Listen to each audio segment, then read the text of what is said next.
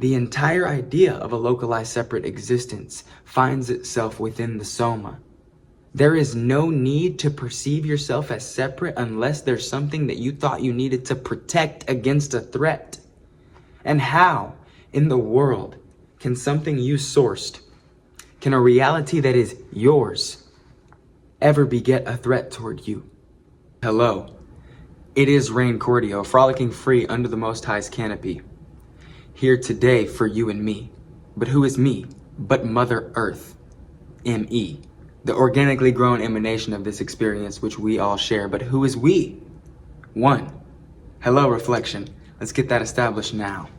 Look back at some of my past videos recently. It's been direct discharge of friction onto the camera, wherein which I'm doing freestyle rhyme, involuntary stream of consciousness, where I'm just letting any of the mental congealment that I might be experiencing flow back into the body and expressing it in real time.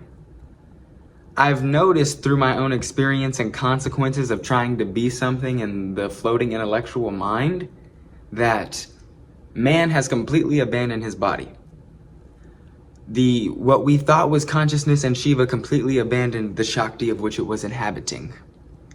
The masculine on its pursuits leaves the feminine behind, literally. We live in a world full of neglect, and that is reflected in the aspects of our body that we are driven to neglect every day in favor of social validation, in favor of societal norms, in favor of a transactional society wherein which we believe we need to hoard and garner resources to feel safe, which is directly indicative of the fact that blood and permeation and life and breath is not flowing all the way through this body if one is still in a frantic state wherein which they believe anything in life was here to predate them or was an inherent threat within this simulation sourced by our very consciousness itself. We live in a modern Tower of Babel wherein which the language that we utilize is so fundamentally hollow and incapable of reaching the incomprehensible truth of which we all experience at the core, and yet we act like we need it to communicate. It's absolutely insane. In Eastern philosophy, you notice thoughts don't even arise unless there is an active resistance being held within the body or the experiencer that allows that thought to arise in the first place. Thoughts are congealment. Thoughts are inflammation, you could say. And in a society eating the way that it does, you wouldn't be surprised that inflammation reflects itself in our language and all of our interactions, and then once again our desire to run up resources to completely abandon the inner child, which is our body and experience. Which, you know, it's not something back there from back then. The inner child is now. The inner child is everything that you're interfacing. It's suppressed emotions carried within the body that turn into some ugly personality aspects that we don't even like about ourselves that are seemingly so involuntary. The physical contraction of survival mode is the foundational baseline of what is commonly experienced as compulsivity. When the nervous system detects threat or inadequacy, it initiates an ancient, highly coordinated defensive posture designed to protect the organism's most vital organs. This physiological shift pulls the body forward and inward, dropping the chest, rounding the shoulders, and tightening the jaw and throat to guard the airway. This structural collapse is a literal mechanical retraction of the center of the chest, the area associated with open, relational presence, shifting the human frame into a shape optimized for combat, fight, or concealment. This primal shape changes how the brain processes reality in real time.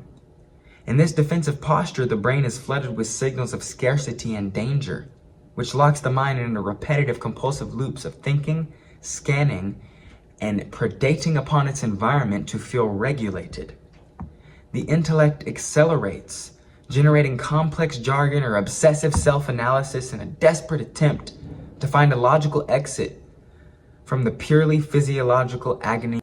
Because the body is trapped in this rigid animalistic armor, the capacity for broad, nonlinear creative thought is structurally atrophied.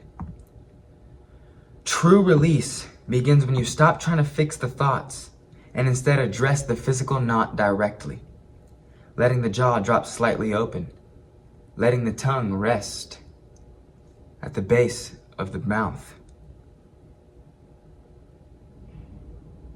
allowing the collarbones to widen, filling the lower abdomen with slow, unhurried breaths, simply by inviting the breath into the places in which the body currently feels contracted.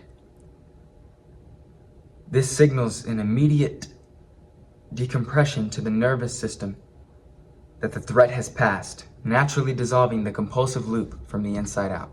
To break this macro tension, which reflects itself across the entire lattice of the human experience, the awareness must drop into the specific micro nodes where the societal bracing is held captive within their own body. The diaphragm, the anxiety of trying to fit your ocean of awareness through a narrow straw, causes the breathing muscle itself, in which the nerves of the diaphragm in embryo are began to be formed in the neck. Your diaphragm connects all the way there.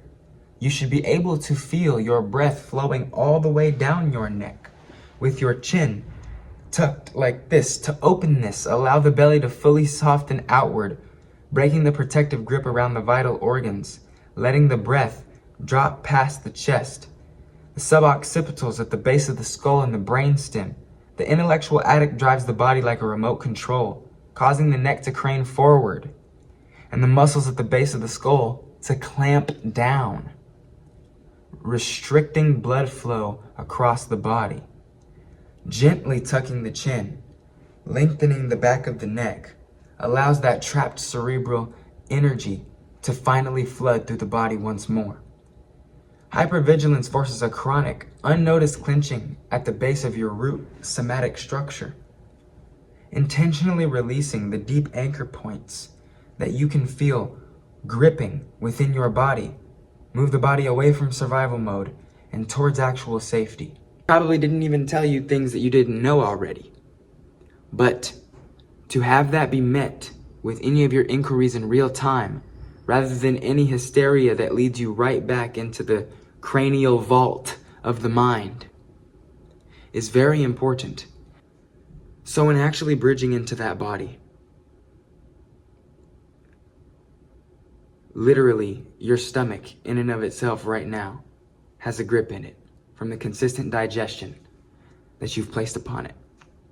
All your organs have been overworked to maintain the story of what you call you through the compulsive habit loops that you maintain in order to be able to even deal with the visceral discomfort that life brings and still have this egoic understanding of your localized separate existence. The entire idea of a localized separate existence finds itself within the soma. There is no need to perceive yourself as separate unless there's something that you thought you needed to protect against a threat. And how in the world can something you sourced, can a reality that is yours, ever beget a threat toward you? The Father will never let you cast your foot upon a stone. And on that note, it takes the courage of this moment now to go beyond the genealogical programs of fear that stop us from being close, dear, and near with our body.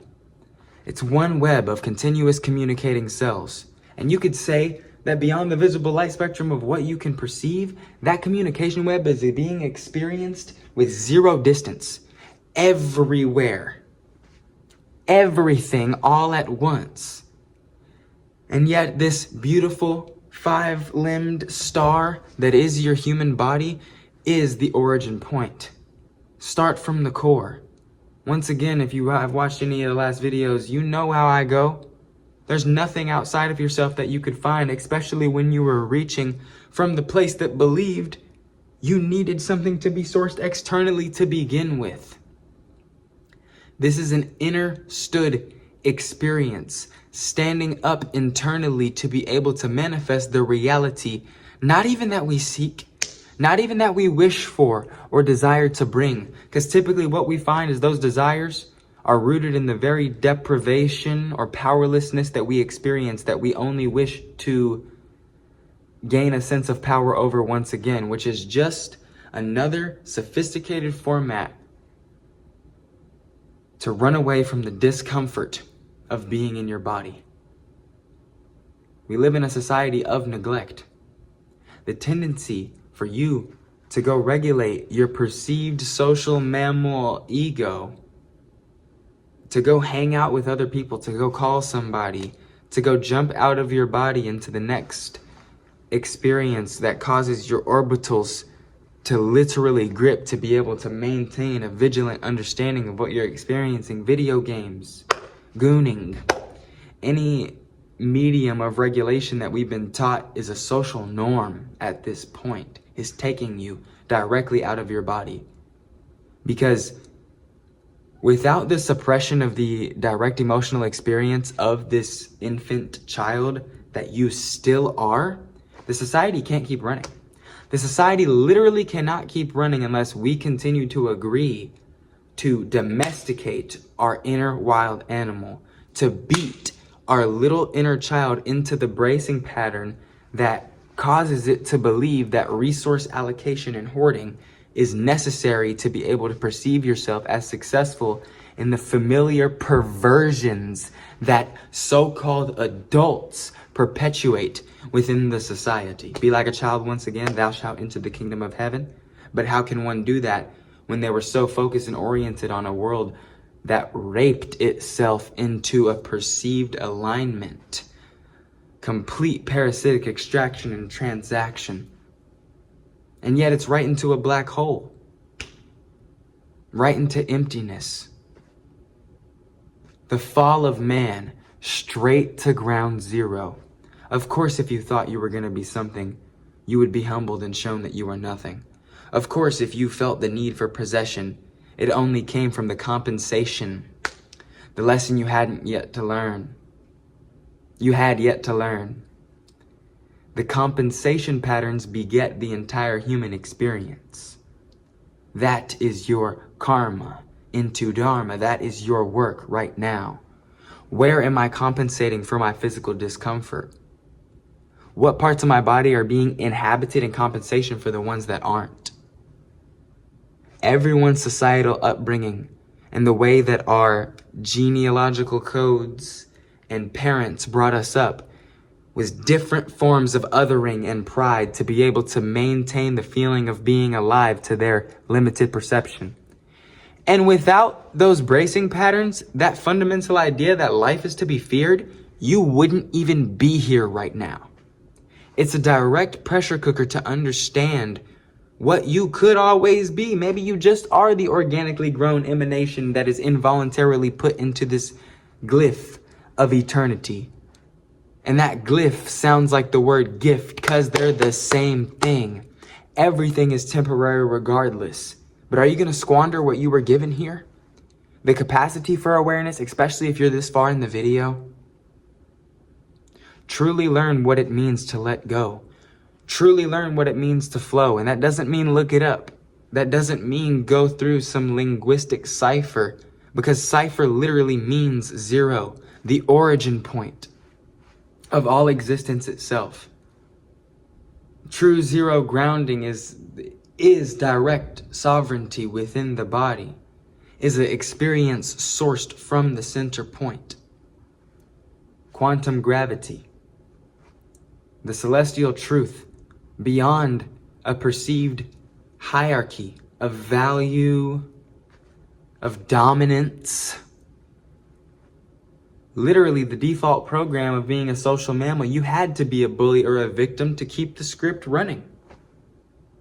Or else you simply perceive yourself as so fundamentally unsafe and in the void that we have spent apparently eons avoiding. But it's right there. Release the intense stare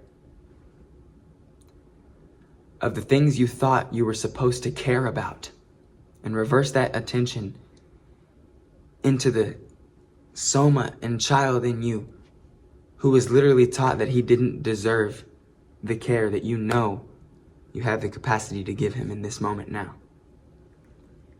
There's going to be so many videos that I put into articulation. It has already happened, and that's the place that I'm at. Beyond linear time. The past, narratives, separation, it literally already happened. This is coming to you from the future. The future is movement. The future is continual. The future is now, I know you heard it.